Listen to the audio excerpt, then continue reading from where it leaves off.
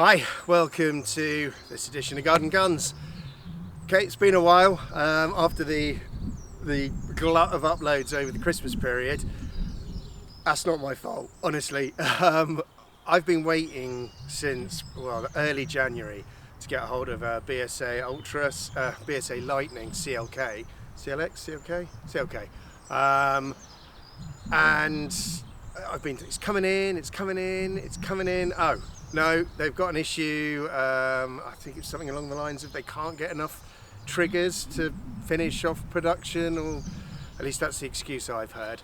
So I apologise. I was hoping to be able to get in there early for the first time ever with a brand new rifle. Obviously not the normal thing I do, but as soon as I saw the Lightning coming out, yeah, I knew I had to try and get hold of one of those for me. And you know, yeah, talk about my journey with it. But anyway, enough of that. What we're here to talk about today, in case you haven't seen in the title, this is an update video, and it is an update on this, which is the Kuzey K600. Now, for those of you that haven't seen my other video on this, I'd suggest going and checking it out. This is the same rifle. It's come back from the repairers. It had all sorts of problems. It just wouldn't group, and it was slightly low on the shot count, I think, as well, because I got it wrong. This is I said it was a 200 cc tube. It's a 280 cc tube, and I was only getting about 80 shots out of it, whereas I've charged it and put, I reckon I must be knocking on the door of 100, and yeah, it's still good to go. So yeah, anyway, this has come back from the repairers. According to Phil at Leicestershire Air Guns, because this is a Leicestershire Air Guns second-hand rifle, he thinks it's been recrowned. We've managed, the repairer also took the shroud off, basically unthreaded. I think the shroud was thread locked. He's managed to get that off without damaging it, which is something I couldn't do. I would have trashed it. And I think he might have recrowned the barrel, but I'm not 100% sure. And there's also a natty little like muzzle brake at the end of it, which I wasn't aware of. So I'm wondering if that was loose or there was an issue with that when I originally had hold of this rifle. Because hopefully now I will be able to show you how this rifle groups. So with that, let's get down to the shooting part, and then we'll come back and have a quick chat. Cheers. Right, so here we go. For the last time with this rickety old table, because this is going in the bin after this. You'll note that I've taken the shroud off. We'll talk about that when I do the summing up part. So I am shooting, these are H&N Barracuda 8s. So I've moved off the air arms, which we'll also talk about in a minute. And let's see how we do. I'm using the single shot tray, 30 meters. Let's go. It is a bit breezy. Sun's in my eyes. My nose is itchy.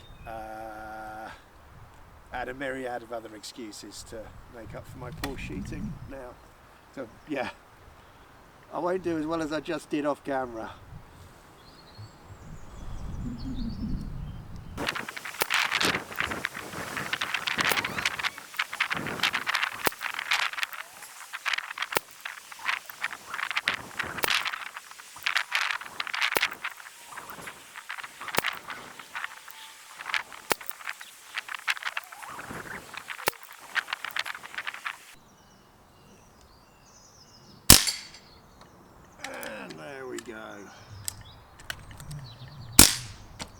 Right, let's go and grab the target.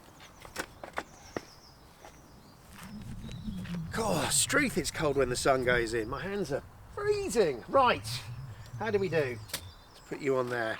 So, with the H&M Barracuda 8s, you can see I've put the shroud back on. I'll talk about that in a minute. But anyway, with the H&M Barracuda 8s, I had one pellet that destabilised, and I saw that, I don't know whether it was a third or fourth, anyway. You probably noticed it on the video. I saw that destabilising the sight, so I don't know what was up with that pellet.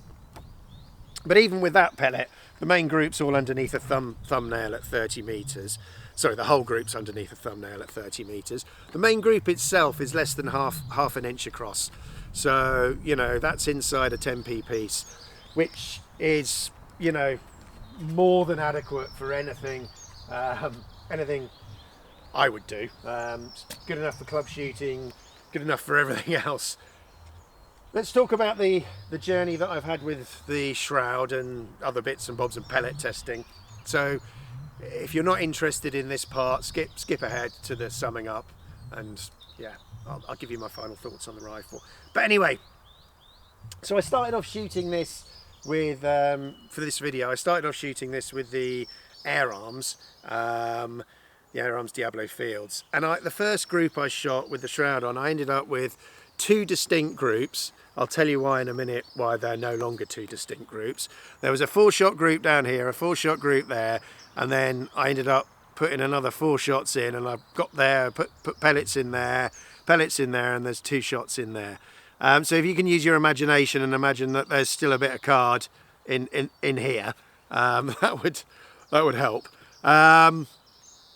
Which made me think, oh Christ, that's a bit random. I wonder if there's an issue with the shroud. So I took the shroud off and then basically just drilled pellets into this bit down here. There's about 15 shots in this. And even then I still got a couple of flyers, and the group was reasonably wide, which led me to start thinking, because the shroud was off now, it led me to think, oh, maybe it doesn't particularly like the Diablo Fields. So I switched to the H&Ns. And unshrouded, this is an 8-shot group with the H&Ns. This little group here, and you can see, bearing in mind that I was going for this target, that's a hell of a change of point of impact. So yeah, I then zeroed it in with the H&Ns. Obviously I went too far down with the initial adjustment, so I zeroed it in with the H&Ns, and then shot the group for the video. The next thing I then did was I put my Huggett Belita on there, because bearing in mind I do all this testing for Leicestershire air guns, I wanted to be able to tell Phil and Tracy, you know, how the rifle was shooting before so they can sell it on without any worries. So I put the Belita on there, and aiming at this target, I shot an 8-shot group, and I mean that's a dead centre in terms of the bull, but look at the drop that the silencer gave. So that's a 5-shot group there, which is, you know, underneath the fingernail. Took the Belita off and put the shroud back on, and then shot a further 5-shot group with the H&Ns with the shroud on over here, bearing in mind I'm aiming at this target up here. So actually the initial 5-shot group, the initial shots with that were all over here, which is why there is no longer a bit of card separating the two groups, because I couldn't work out, I couldn't see where the pellets were landing, because they were effectively landing here, and it was only when the centre bit blew out and the two groups joined I suddenly realised, holy crap, it's like massively over to the right. So I adjusted it over to the left, shot my 5-shot group there, and then zeroed it in with the final shots here. So that's my long and sorry story about my journey there. Overall, chilly cold. Overall, I mean, what a journey. Yeah, hope this has been of interest. I've certainly enjoyed it. You know, something that I initially was quite excited to get hold of, that then turned out to be a total lemon. Couldn't hit a barn door at 10 metres. To now come out and be printing, you know, fingernail 5-shot groups at 30 metres. You can't say fairer than that. This rifle is more than adequate, you know, for club shooting, more than adequate for pest control. You know, this rifle's, you know, it's a second-hand deal. It's going to be it's a great rifle, and I would have no problems selling this rifle to anybody. Kuzey as a brand, Well, you know, it's not something that they carry at Leicestershire Airguns, so it's not really something I've got a lot of experience with. In fact, actually, other than this rifle, I don't know anybody who owns one, and I've never come across a Kuzey. This is the first time I've ever come across this brand. And as I say, initially I was quite excited and then ended up with severe disappointment.